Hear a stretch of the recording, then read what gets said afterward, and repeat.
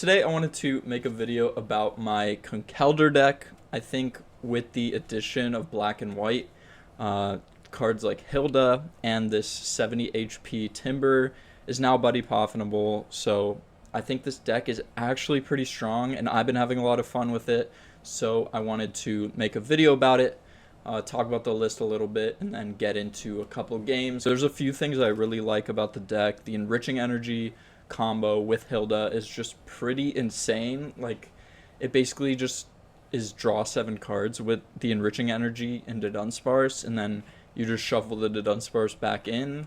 You can then Dunsparce again. You're just drawing an insane amount of cards. And then what I also like about the deck is you basically have infinite mobility. I mean, your deck isn't infinite, but with the Dunsparce and Jet Energy, if you get trapped by something, you just jet the Dunsparce into the active and then run away, draw back into the deck, and then you like always have a pivot. And like with 4 Hilda, 4 Colress Tenacity, you're always able to find those jet energies and the Enriching Energy. What I also like about the deck is the utilization of Fan Rotom as an attacker. You know, you're basically, if you're going second, you're almost never whiffing the turn 1 Fan Rotom attack, which can just put on decent early game pressure into a lot of the decks out there. You know, with the Colress, you just go Artisan and Jet Energy, find that Fan Rotom, jet it to the active, establish your Dunsparces and then your Pidgey. You can even grab the Pidgeot too for next turn. So the 3/3 to Dunsparce, super strong draw engine.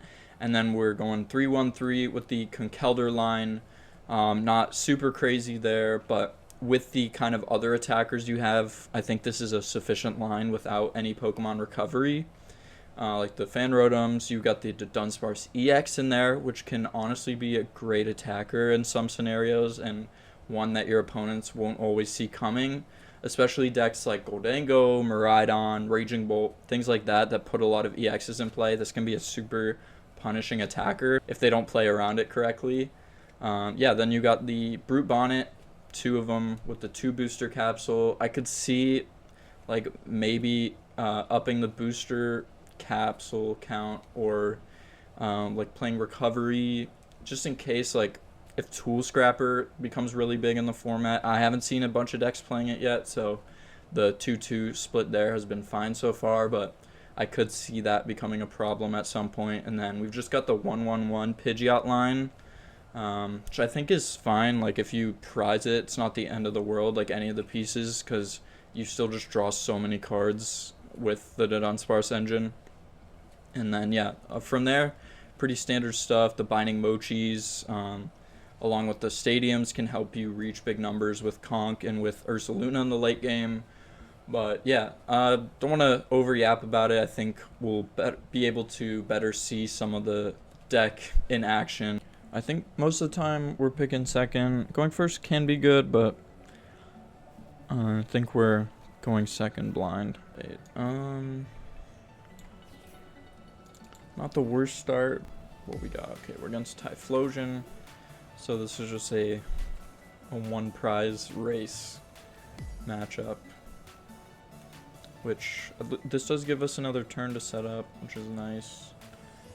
With them going first, unless they have like a candy Typhlosion, but most of the time on turn 2, they're just going to be establishing Quilava. Ultra Ball for the Dreepy. Alright. Any top deck? Another Poffin. Let's see what we got. We got the Pidgeot line. We prized just 1 Conkeldurr. Got prized the Jet. Okay, I think we just, yeah, we'll grab the Pidgey.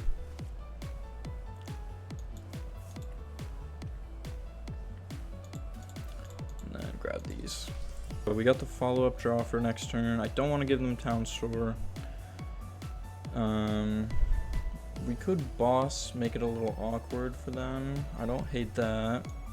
It'd be pretty easy for them to find an Ethan's Adventure, so that'll find them the energy. So I'm not super sold on using the boss here. Let's see what they got though. Attached to the Dreepy and Iona.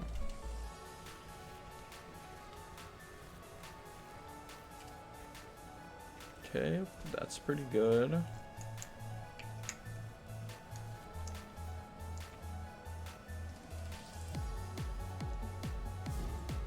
Combustion for 50. And we want the KO. Chorus gets us Energy Stadium, which I don't think is quite enough. I think we just go with the Hilda here. I think we just need to see more cards. I don't know if we're going to be able to get a KO this turn, which is a little unfortunate, but let's see what we draw into. Okay. Well, we can... Okay, we could take a KO, I think, if we establish Pidgeot. Which I don't hate taking out one of their two Cool Lava in play, because we can establish the Brute Bonnet. Quick search for the capsule. Yeah, I don't hate this, just because like we're gonna fall behind anyways if we whiff the KO here, because they're guaranteed it next turn. So I don't hate this at all. So then we can attach the Mochi to the Fan Rotom, and then we can quick search. I do like putting the town store in play to block them off from using Artisan. To then grab the booster capsule, which we prize one, so let's be mindful of that. But I mean, this feels pretty solid. Might be pretty hard for them to capitalize off the Pidgeot on the bench, but Assault Landing for 120. That is a strong Fan Rotom hitting for 120 damage. Let's go.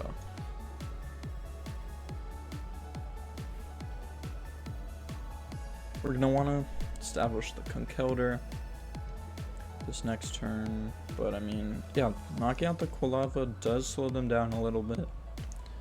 They're gonna need a rare candy next turn to get into the next Typhlosion, and they're gonna Buddy Blast for 110. Alright, I think we're guaranteed the KO here with what we have in hand, which is nice. Top deck the Iono. Let's thin a Mochi out of the deck. We could just establish the Enriching Energy, hope to draw into another to Dunsparce, which I think is fine here. We're not under a ton of pressure. Okay, we don't hit that there.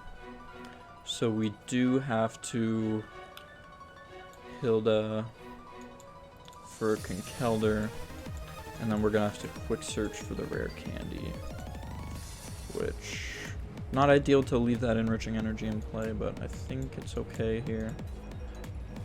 I think we're in a pretty strong position.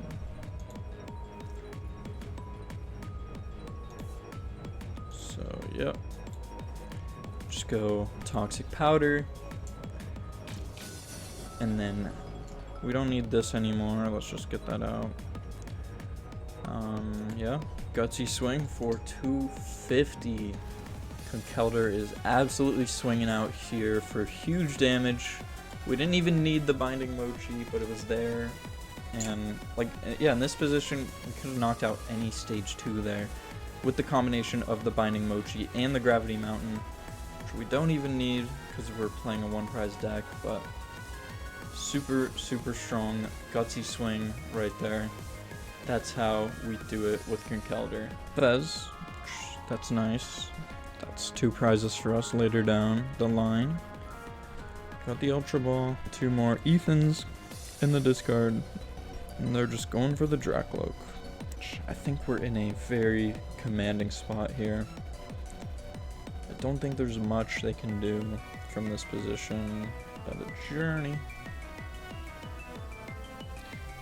For that last Ethan's Air Balloon, just gonna send up a Dreepy and pass. So yeah, I mean, we'll Ultra Ball. Just, you know, shirt up. Let's draw some more cards, why not?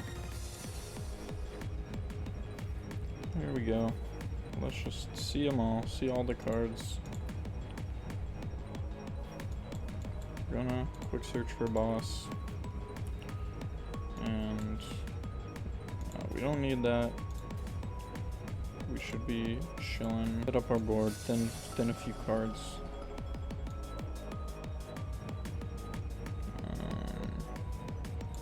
Sure. Boss, that Pheasantipity, and Gutsy Swing for 500 damage. No big deal. Conkeldurr just swings for massive damage. Okay, they get the Dragapult. Okay, okay. Mela, okay, okay. What are they cooking? Should I be scared here? We got rid of our Gravity Mountain, which was pretty dumb in hindsight. We would have just had game right here. Okay. Yeah, I shouldn't have got rid of the Gravity Mountain. I was like, we're fine, we're coasting. We're just gonna have to get through some Typhlosions. But that does put some pressure on us. Although I think we are still in a good spot. This Fan Rotom in play. And then I want to quick search for the rare candy, and I think we're just gonna hit into this because they're not putting a ton of pressure on us, and then yeah, we just need boss for game, and there's a bunch of ways to get it, so I think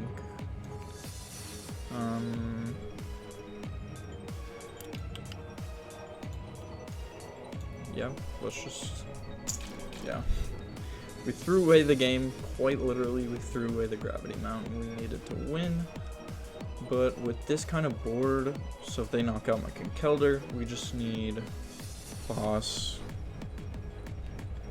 with Fan Rotom or Blood Moon Ursaluna, which I think we're in a really good spot. Iono could be a little scary, but I think this is the best way we can set up. Yeah, we can even win with the Dunsparce EX, Fan Rotom, or the Conkeldurr itself, and get that boss.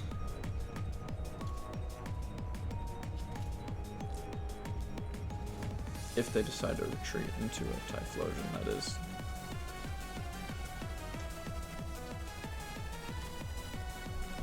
See what they got.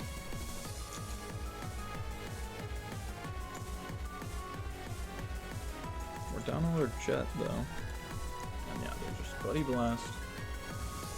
We've got the game here. I kind of want to end it with the Dunsparce EX. Just for fun. Because why not?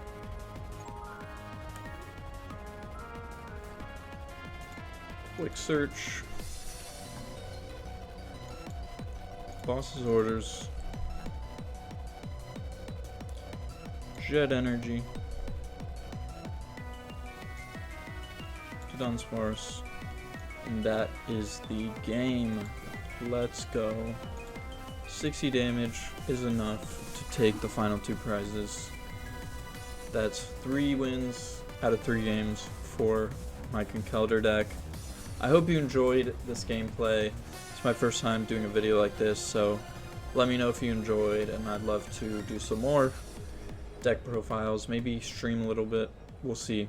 But thank you so much for watching, and I'll see you next time. That's gonna do it for the video. Thank you so much for watching. I did have some more gameplay included, but I felt like the most important thing for me was like just to post my first video. Like that felt like the biggest blockade. I felt like I was spending too much time like, you know, wondering if I had the right gameplay, the right editing, the right commentary, stuff like that. But I think the most important thing is just to start. Ran a couple tournaments with this deck. It went decently well, a couple online tournaments. So I think like some streams could be good. But yeah, any feedback on the content, like what kind of commentary, gameplay, editing, what kind of things, you know, would be appealing to watch and the most like educational. I mean, I just wanted to make this video because I enjoyed playing this deck and wanted to share the list, and it felt like something cool because it was something, you know, I cooked and it felt pretty good. So Yeah, thank you so much for watching, and I'll see you in the next one.